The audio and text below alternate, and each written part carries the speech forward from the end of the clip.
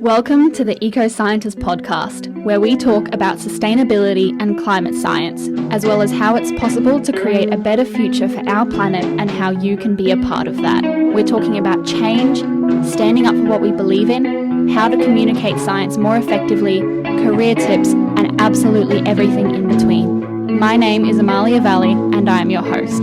So wherever you are, get ready for another episode of the Eco Scientist podcast, because there's one coming at you right now. Hello and welcome to another episode of the Eco Scientist podcast. Do you guys like the new intro?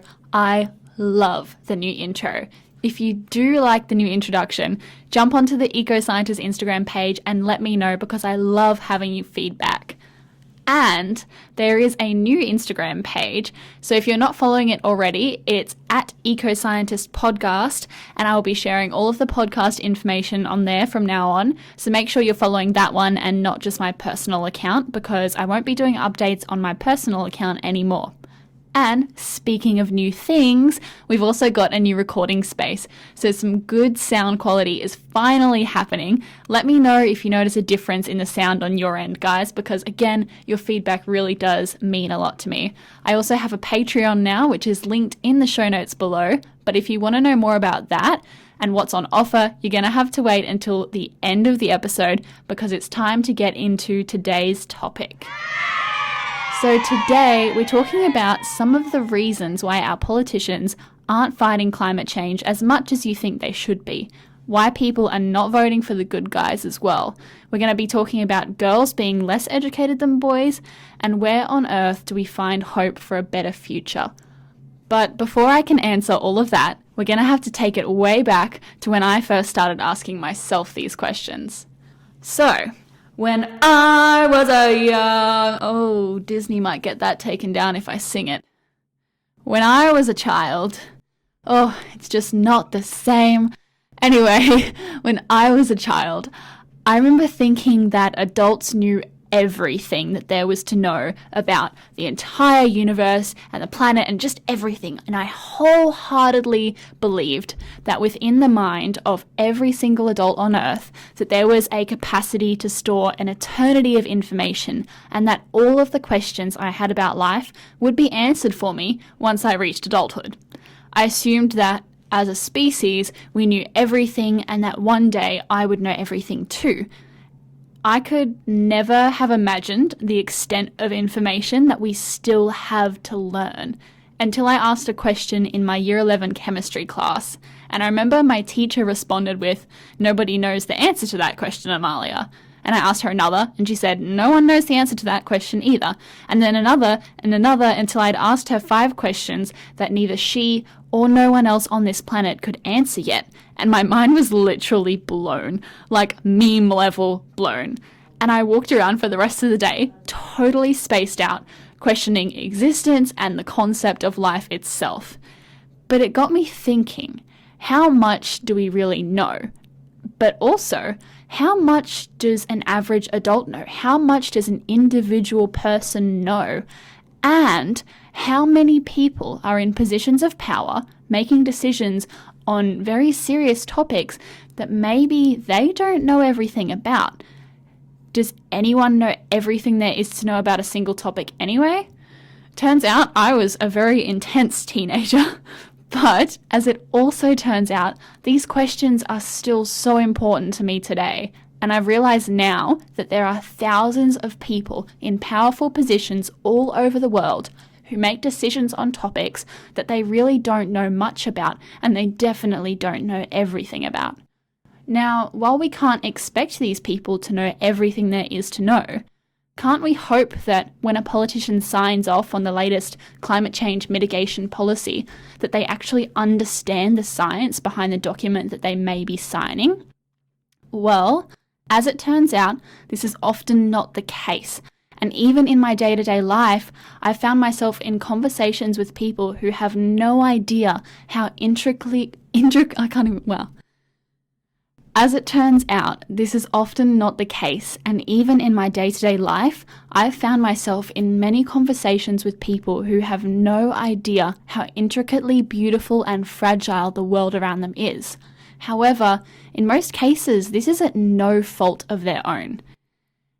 An estimate made by UNESCO in 2018 stated that 263 million children did not attend school globally, and more than 53% of them were girls, with current estimates stating that there are 1.9 billion children on Earth, approximately 13.84%, will grow up uneducated.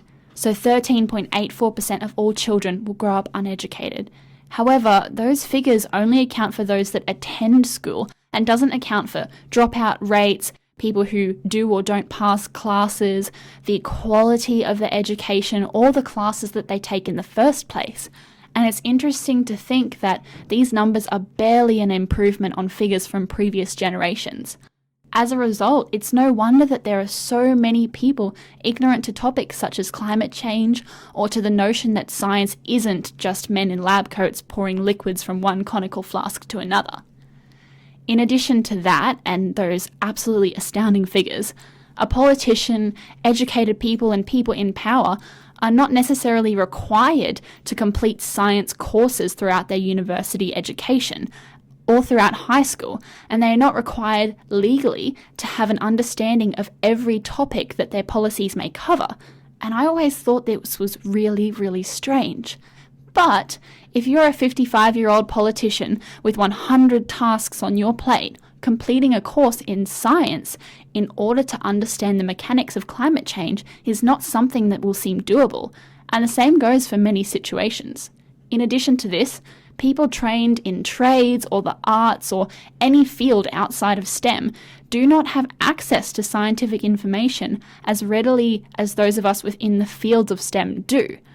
And then once someone does have access to this information, how can they understand an article if every single word doesn't exist within their vocabulary? Just because these articles can be accessed by people, it does not necessarily make the knowledge within them accessible to everybody. And this is where, as a species, we are restricting ourselves and the ability of other people to learn. Unless you spend years of your life studying science, you're not going to understand the terminology in every single paper you read. So why on earth do we expect people who are not scientists to understand complex scientific information regarding important issues like climate change? I mean, you wouldn't be surprised if a theoretical physicist didn't have an in-depth understanding of household plumbing. So why are we surprised when politicians don't have an in-depth understanding of science or any other prominent issue that they may be faced with? And why do we trust them to make the best decisions for our countries and for our planet when sometimes they don't understand what they are deciding on in the first place? And again, this is not entirely at the fault of these people. They are politicians, they're not scientists.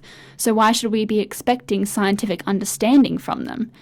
Instead, we need to be sharing our knowledge with them and communicating science better so that these people can be more informed. Plus, a few other things that I'll get to in due course. And this same principle applies to the general public regarding voting. How can we expect people to vote on climate policy or Indigenous land use policy or any policies that they don't completely understand? And without that understanding and without well-informed voting, we just keep ending up with politicians who are taking us nowhere, who are doing absolutely nothing for us as a country and even on a global stage. But what if everybody who voted knew the inner makings of the system and understood fully the policies that they were voting for? I believe that many people would vote differently if the world were this way. And as a species, as a country, as a planet, whatever we are, we would be on a very different path than the one that we are on now. As a species, our evolution until now has depended on sharing knowledge and sharing skills. Sure, someone discovered how to light a fire, but if that someone never shared their knowledge, then human history may have taken a very different course.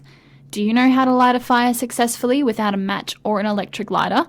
Unless someone has shared this information with you, then you wouldn't know. And don't go sitting there thinking, oh, I would just Google it, because this goes for Googling too. Someone shared that information online in the first place. So again, it comes back to sharing what we know. all of the information that we have collected as a species would have been forgotten and lost if it were never shared, and we would have never invented things like modern medicine or cars or anything innovative that has changed human history. None of it would have been invented if we never shared knowledge with one another. Our species has relied on the passing down, sharing, and expansion of knowledge since the dawn of our time, and by restricting information and by restricting knowledge to a select group of people, we now restrict our ability to evolve, to adapt, and to innovate, just not so much in a traditional sense as before. You see, the blueprints for an innovative device that may change the world as we know it may be within the mind of a mechanic who didn't complete high school science. But what if that mechanic heard something on the radio about climate change and had a question about it? What if he could go online and find easily accessible, easy to digest scientific information without jargon from reputable sources, and not just people spewing information online that don't have qualifications? I'm talking about knowledge from scientists that isn't in the form of research papers. What if people had access to that information on the current state of our climate or basic chemical processes that control it, that is again reputable and proven correct? Maybe then that understanding within that mechanic's mind would lead to an innovative solution to a problem that he identified. And through this shared knowledge, as well as through interdisciplinary collaboration between people from different fields, we as a species may be able to solve our problems and to innovatively create a more sustainable future for everybody. But it will never happen until this knowledge is accessible to everyone, and we will never know until we try. And this means everyone. Remember how at the beginning of this episode I mentioned that 53% of children who do not attend school are girls? Now, you might be thinking that that's only 3% more than boys, so maybe it's not a big deal. But consider this. In many developing countries, girls are pulled out of school or do not even begin secondary education in order to marry or to provide as housekeepers or in other stereotypical female roles, whereas boys are more often than not allowed to continue with their education longer than their female counterparts, and generally have much higher completion rates than girls. So even though only 53% of these children that do not start school are women, from the girls who do get to go to school, far less of them complete school than boys. And this means that there is a higher proportion of men with higher levels of education than women. And as a result of the world's 774 million illiterate adults, 2/3 of them are women, and only 29% of the world's researchers are women.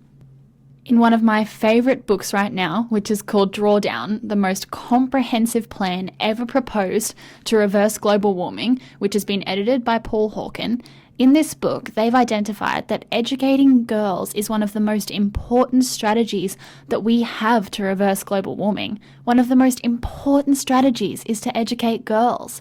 And this is for so many reasons, not just for the environment and for reversing global warming. It's also good for our health.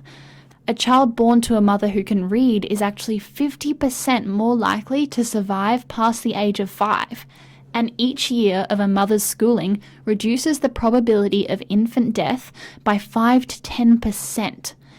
Educated mothers also feed their children more nutritional food, and UNESCO found that if all women on Earth had a secondary education, 12 million children would be saved from stunted growth as a result of malnutrition. 12 million children. So if we did this, if we educated girls, we would have healthier children and higher survival rates.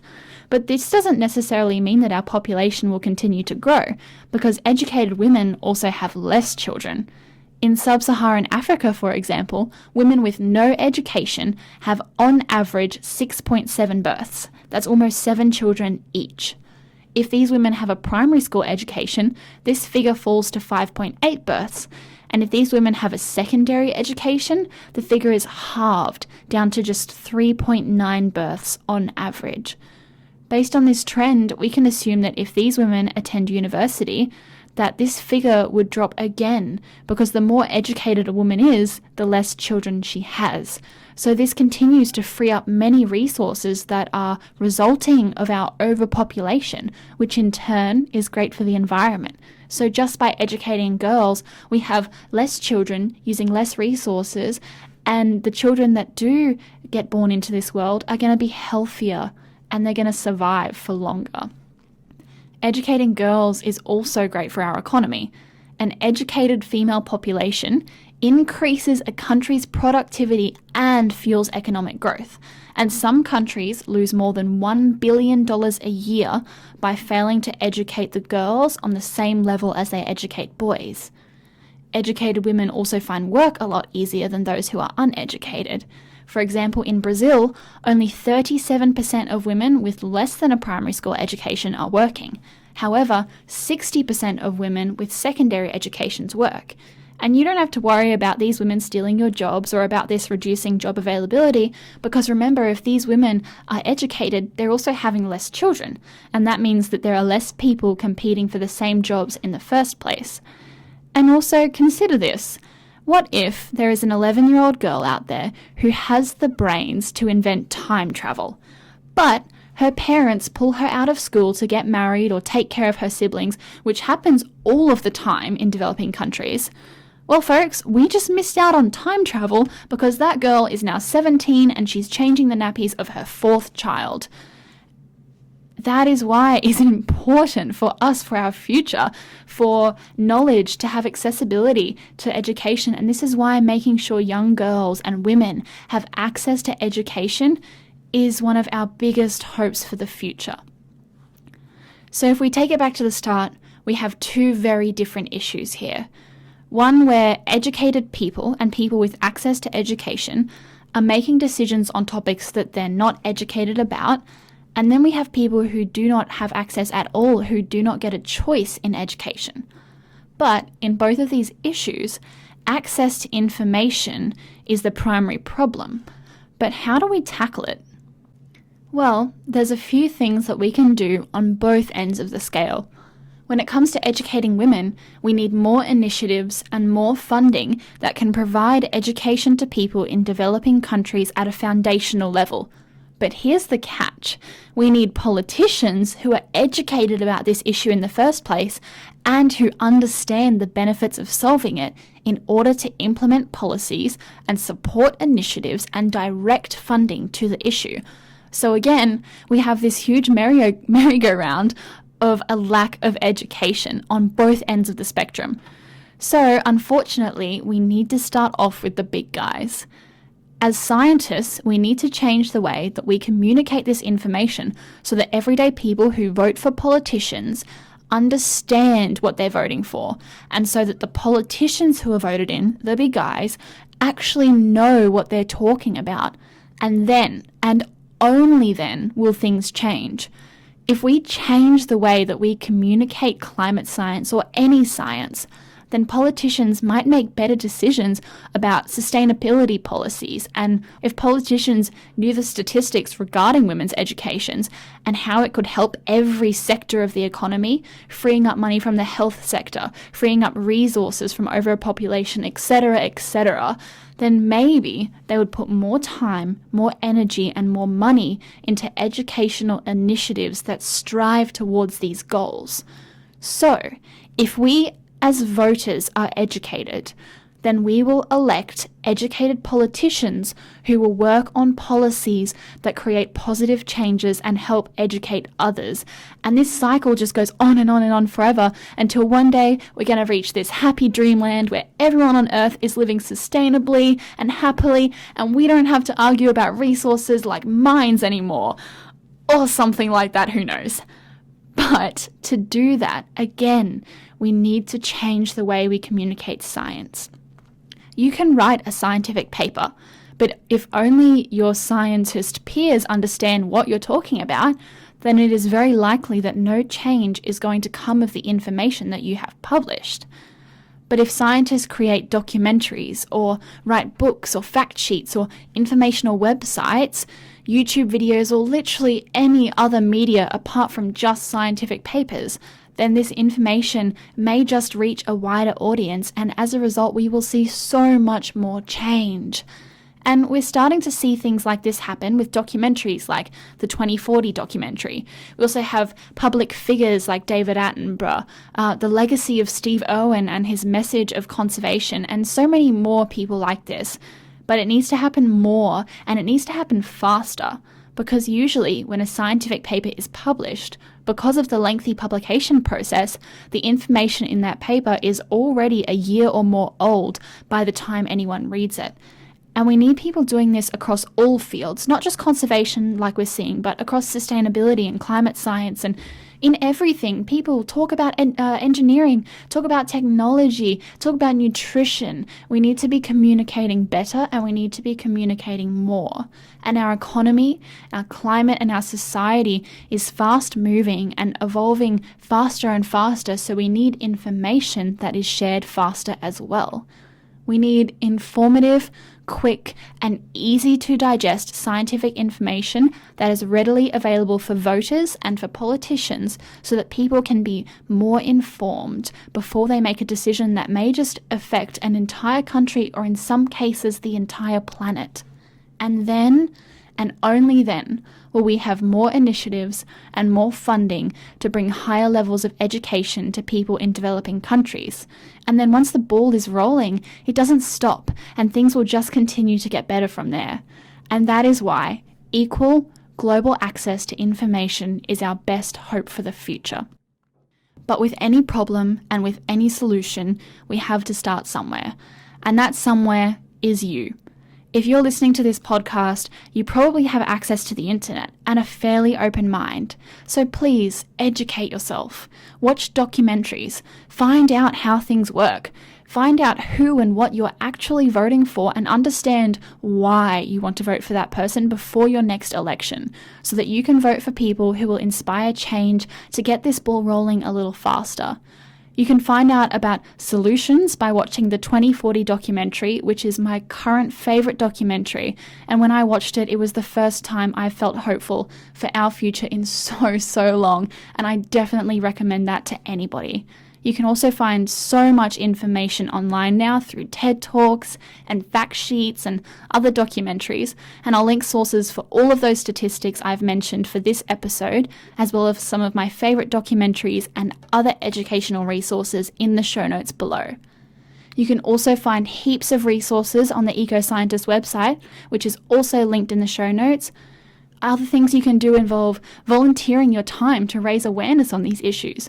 You can travel to developing countries with organisations that build schools and bring education to children in areas that don't currently have access to it. You can donate money to science communication groups, to education and health charities that focus on improving the lives of people in developing countries, and so much more. But even if you do not have time or money for those bigger things, at the very least, educate yourself and try and encourage those around you to do the same. You don't have to be a teacher to do this. You can share information online. You can attend events and just start conversations with people. Just always make sure that the information you're sharing is correct and reputable. There's a lot you can do, and I have a whole episode coming up soon with some very exciting guests, so make sure that you look out for that one. The bottom line is education and equal global access to it is so important. They say that the power is with the people, but more power is with those who are educated. So just imagine the power we would have if the people were also the educated. If you've gotten this far into the episode, I would just like to say a huge thank you. So that I know who my OGs are, jump on the EcoScientist Instagram and leave me a comment on my most recent post with your favourite animal emoji. And speaking of my Instagram, as you heard earlier, there is now an Instagram page that's just for the podcast. So head over to EcoScientist Podcast on Instagram and you'll be able to see the new page. From now on, I'll be posting all of the updates for the podcast on that page instead of my personal one. Nevertheless, both Instagram pages will be linked in the show notes below.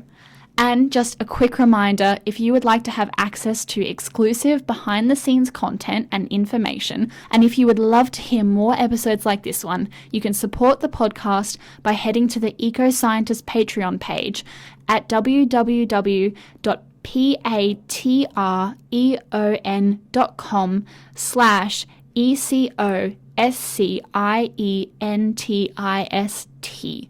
That's www.patreon.com/ecoscientist. Now that is all the information that I have for you guys today. So thanks again for listening in, and I will talk to you all in the next episode. See ya! That was episode 7 of the Eco Scientist podcast. I am your host, Amalia Valley, wishing you a great day or a great night wherever you are.